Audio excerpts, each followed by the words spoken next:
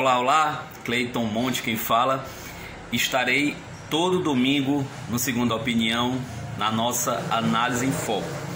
A proposta do quadro é analisar os principais fatos políticos da semana de uma forma objetiva, clara e compreensível. Evidentemente não dá para tratar tudo que ocorreu na semana, então eu vou, de certa forma, destacando aquilo que eu considero mais importante, mais impactante, que deva ser analisado, né? E aí, claro, para o nosso momento de estreia e ainda nas comemorações do Dia do Trabalhador, eu gostaria de tratar dados que foram apresentados, divulgados recentemente e que eu vou demonstrar como tem tudo a ver com o mundo político. Agora, ao longo da semana, o IBGE divulgou o número de desempregados e também do desalento, que são aqueles que já não mais procuram emprego. E os números são assustadores, né? Só o desemprego no Brasil, ele está na faixa de 14,4 milhões de desempregados e 6,6 milhões de desalentados, ou seja, que não buscam mais oportunidades.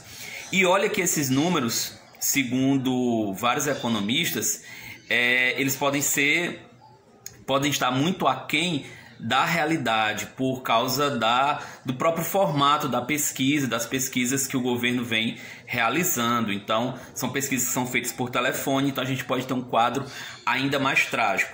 Veja bem, quase 15 milhões de desempregados, um número assustador de desalento. Por que a gente fala de desemprego? Porque o emprego, ele é um dos principais dados econômicos, um dos principais termômetros para se discutir, para se pensar a realidade econômica do país, né? Se você tem um desemprego muito elevado, o cenário econômico do país não vai bem. Então esse é o primeiro ponto. O segundo dado que me chamou a atenção foi o crescimento exorbitante da pobreza, né? E aí esses dados foram apresentados pela Fundação Getúlio Vargas. Veja bem, em agosto de 2020 nós tínhamos, segundo a Fundação Getúlio Vargas, instituição importante, de grande credibilidade, nós tínhamos 9 milhões e meio de pessoas no Brasil que viviam em situação de pobreza. Já agora, dados de fevereiro de 2021, esse número saltou para 27 milhões de pessoas. Veja que eu estou falando somente da pobreza. Se a gente colocar as pessoas que vivem em situação de miséria, esse número ele praticamente ele dobra, né? O que esses dados eles nos revelam? Eles nos revelam um país que está numa situação econômica crônica, muito difícil, uma situação em que cada vez mais a gente consegue perceber, principalmente nas grandes cidades, um cenário de fome, né? Por exemplo, outro dado também importante é de que o brasileiro se alimenta cada vez menos, o consumo de carne foi reduzido, muitas famílias já estão em situação de insegurança alimentar. Então veja, desemprego em alta, aumento da pobreza, insegurança alimentar.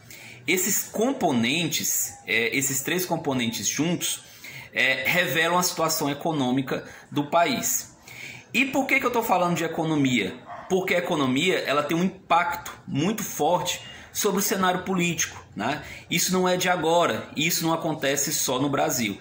Nas eleições do ano que vem, nas eleições de 2022, né, que vão ter uma outra cara, ela não vai ser uma eleição da antipolítica, uma eleição dos outsiders, uma eleição completamente inédita como foi de 2018. É isso que se espera, principalmente levando em consideração o que a gente teve agora nas eleições de 2020, né? Então, os políticos pragmáticos, os políticos racionais, aqueles que tiveram gestões aprovadas, aqueles que tiveram uma comunicação com a população, aqueles que fizeram o básico e o tradicional, eles conseguiram. A gente teve agora em 2020 uma das maiores taxas de reeleição no Brasil. Então, a ideia é que em 2022 nós tenhamos uma eleição típica daquelas que a gente tinha pré-2018. E para isso, claro, a economia, que não foi debatida em 2018, né, não entrou, apesar de a gente já estar em crise, não entrou no cerne da questão, porque você tinha a Operação Lava Jato, discussão sobre corrupção, né? Esse foi o tema principal. Antipetismo, antissistema. A eleição de 2022 vai trazer o componente econômico.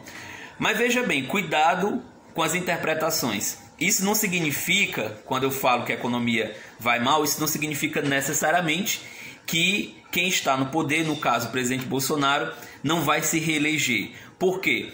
Porque a economia, ela depende da percepção que as pessoas têm dos fatos, né? Então, por exemplo, a gente tem um cenário negativo, muito ruim, um cenário econômico devastador, né?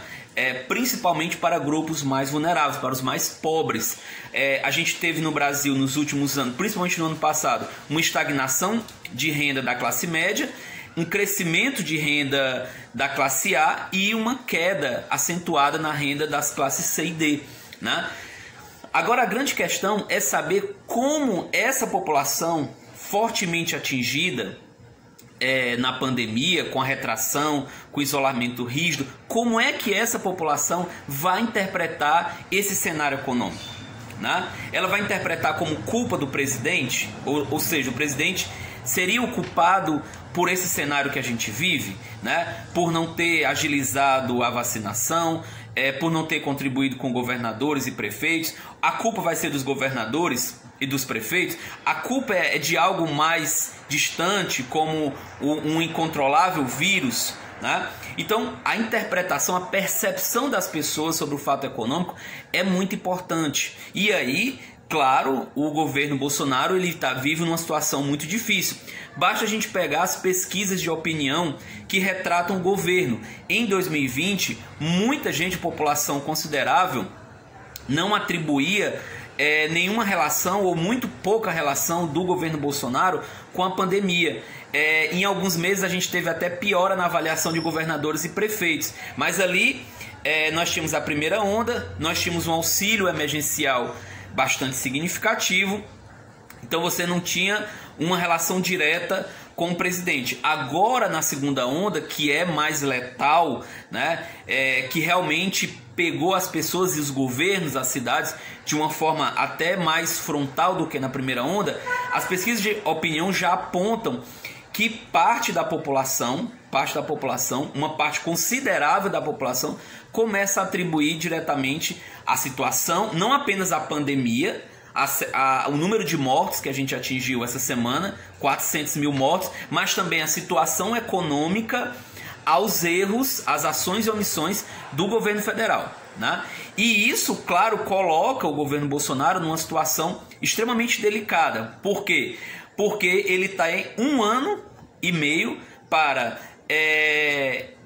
alterar essa percepção da população, para fazer com que esses dados econômicos eles possam ser amenizados, porque se eles se agravarem até a eleição de 2022, ele vai ter muita dificuldade, inclusive para chegar no segundo turno. Tem gente que diz que o presidente tem 30% do eleitorado e por isso, por si só, já é o suficiente para colocá-lo no segundo turno. As coisas não funcionam bem assim.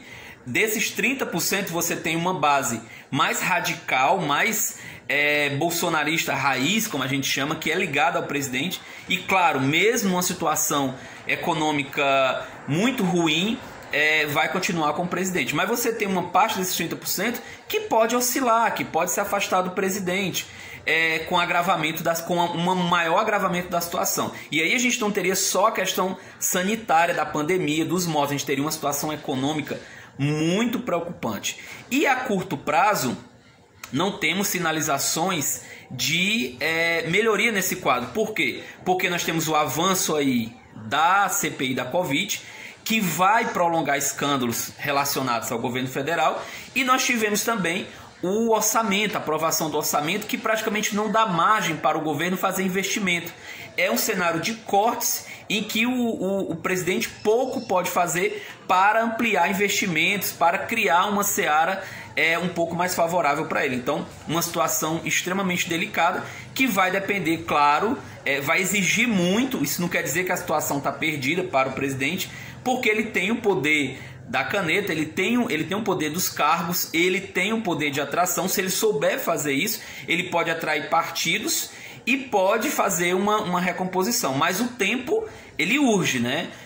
O tempo para fazer isso, ele está cada vez mais restrito, e nós temos aí adversários que estão se reposicionando, como o ex-presidente Lula, que começa a se colocar como uma opção de centro, e os candidatos que seriam de uma centro-direita também começam a se reposicionar, pressionando o presidente. Então são fatores aí, um ponto fundamental para a gente perceber qual a percepção das pessoas sobre a economia e a quem elas atribuem esse cenário. Elas atribuem ao presidente, aos governadores, aos prefeitos.